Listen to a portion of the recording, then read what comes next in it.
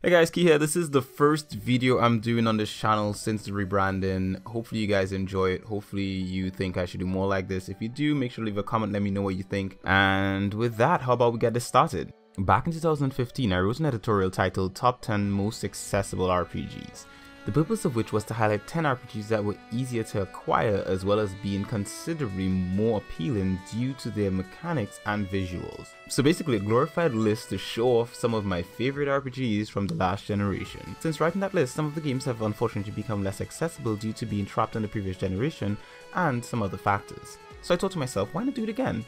But this time, let's make it timeless. Since most consoles tend to be timed devices that eventually become obsolete, we'll focus on RPGs on the PC for this list. It should also be noted that this is my list, and as such, everyone is not going to agree with it. The main purpose of this list is to offer an entry level to RPGs for players who are new to the genre and to highlight some of the games that you may have missed. So without further ado, here's the list. At number 5, we have the one and only Western RPG in this list, Kingdoms of Amalur Reckoning. Originally ranked 6 on my previous list, this game has edged past 5 titles that were ahead of it due to sheer resilience alone. Most of those other titles are now trapped on previous generation platforms, and in the case of Mass Effect, well, that's just tied up in too much controversy to even consider investing time in that franchise. Kingdoms of Amalur Reckoning survived a bankrupt developer, being pulled from online stores, and surprisingly enough, EA. Its sheer amount of tenacity to survive all of that is not even the only thing about it that I love. This is also obviously a brilliant role-playing experience. The game is a real-time action style RPG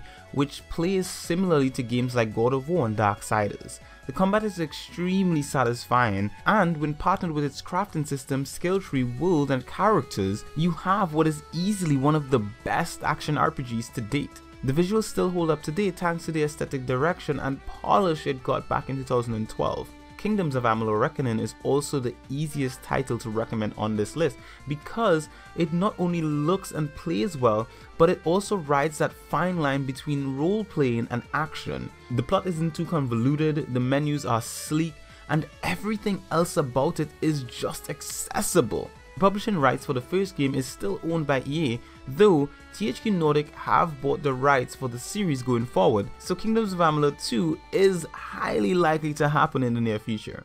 We lived in harmony among the Fae, in a world awakened to new magic. Perhaps we should have foreseen what might be born on this rising tide, what force might awaken. For number 4 on our list, we have Legrand Legacy. This nostalgic love letter to classic RPGs is something that should be in every JRPG collection. What the team at Semisoft have managed to do with this title is divine. As a bloke who grew up when Squaresoft was at the top of their game, this title is like a nostalgia drug. Released back in 2018 for the PC, Legrand Legacy offers a classic experience in every sense of the word. From beautifully hand-drawn static environments to addictively satisfying turn-based combat, this is a game that you simply must play. So take a week off work, stock up on refreshments, lock yourself in a room, switch off your phone, and let the nostalgia train run you over completely. If you're too young to have memories of the 90s and early 2000s, then do as I mentioned before. Lock yourself away and just experience the game for what it is. It's turn-based combat with QTE, beautiful character art, well-designed 3D models, and well-written plot. This is a deep game and it doesn't do much hand-holding. However, I think it's important for those who have never played games like Final Fantasy VII to experience how far the industry has come. No quick saves, challenging bosses, and oh, the beautiful grind. Oh, I love it. You know what? I gotta reinstall this game. See you guys in about a month or two.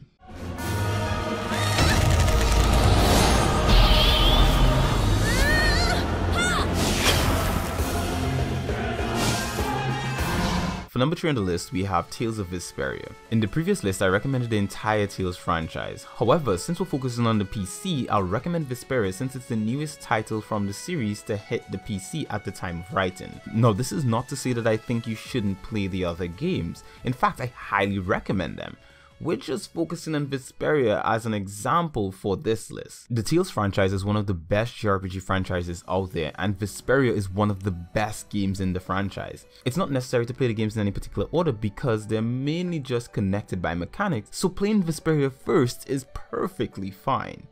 Vesperia boasts beautiful anime cutscenes, almost indistinguishable 3D models, a massive world, and a warm, easy to follow story using different styles of storytelling such as anime cutscenes, pop-ups, in-engine cutscenes, and text. Like other Tales games, Vesperia also has a real-time arena battle system. How this works is when players encounter enemies in the overworld or in dungeons, it transitions to a closed-off arena where the player is free to battle as they like. It's not as free-flowing as Kingdoms of Amalur, but it offers a nice mix of short combos, special moves, and the ability to coordinate attacks with AI companions. If you have the dinero and at least 100 hours to spare because side quest baby, then get you some Vesperia goodness. And while you're at it, pick up Sinfonia's Zestiria and Vesperia all on the PC. Yup, I cheated. Entry number 3 is 4 games. Get you some Tales goodness and thank me later.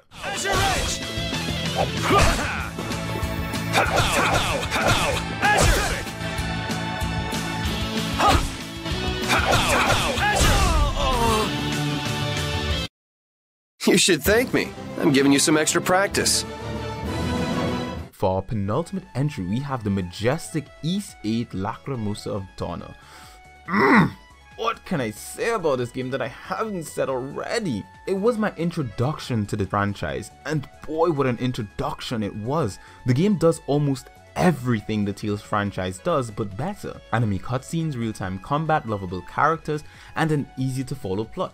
Visually, it's not on par with the Tales games, and it's set on an island instead of a global affair, but what it does so well that these are aspects that can be easily overlooked. Most of all, the combat is a tremendous breath of fresh air for a JRPG. What makes it so good is that enemies are littered across the map, and engaging with them is just a simple matter of approaching and attacking them. No loading screens, no arenas, just fun.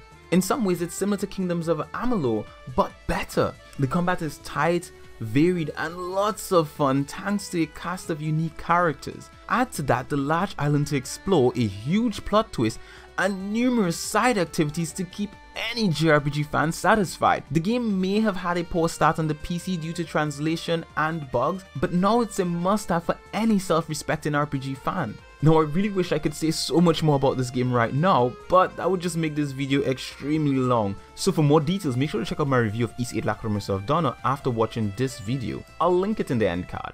There, I suppose I kept you waiting long enough. And now, we have our #1 pick for most accessible RPG to date.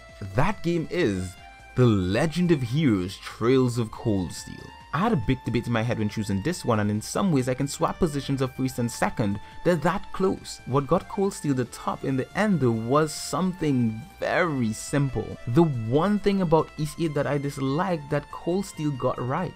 That being the silent protagonist con issue that I have brought up in numerous reviews. When I play a JRPG, I love a protagonist with character, personality, a voice. Adult's grunts and murmurs lost his game the top spot, and Cold Steel picked up the ball where they left off. Are you okay? I should have picked a better place to take in the scenery.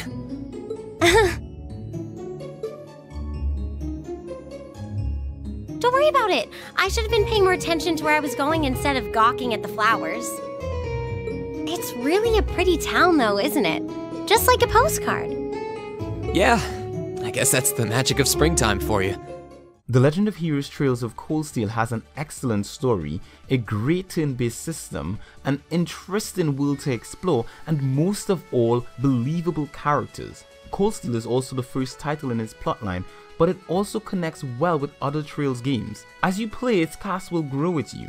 They start off as innocent, bubbly students who eventually mature as they experience the world around them, and in the end they're ready to transition into the next game in the series. It should also be noted that playing the Trails in the Sky series bolsters this one, though it's not necessary to do so. The Legend of Heroes Trails of Cold Steel also benefits from a deep narrative centered around discrimination, classism, war, and the ignorance that creates such issues. There's no hyperbole here. Everything is subtle enough to not eclipse the overall experience, but nuanced enough to pull at your morality. I don't think anyone can play this title and not have it pull at their heartstrings, even if it's just a tiny bit.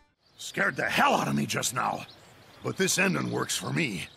So there's my list. I've made sure to try to remain on topic throughout and not go on any wild tangents about waifus and the like.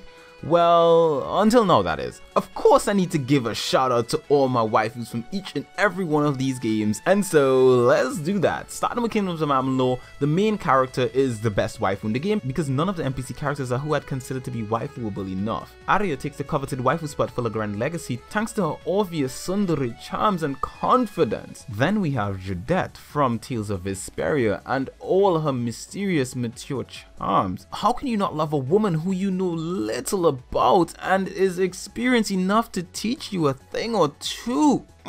Following her is my girl Laxia. She's 100% waifu gold from head to toe and easily one of my favorite parts about East 8 Lacrimosa of Dana. And finally we have the sublime Elisa Rainford. She is also obviously sundari to a fault, and I couldn't ask for more in a waifu. The way she tells off Rin to his face and internally struggles about making up with him is so damn adorable that I could squeal like a teenage girl at a boy band concert. So there we go, there's my list, it's complete. How was it? Do you agree with my suggestions, or would you suggest another set of RPGs? Let me know in the comments, and make sure to like and subscribe if you'd like to see more content like this from me, and make sure to hit the bell icon so you'll always know when I put up new content.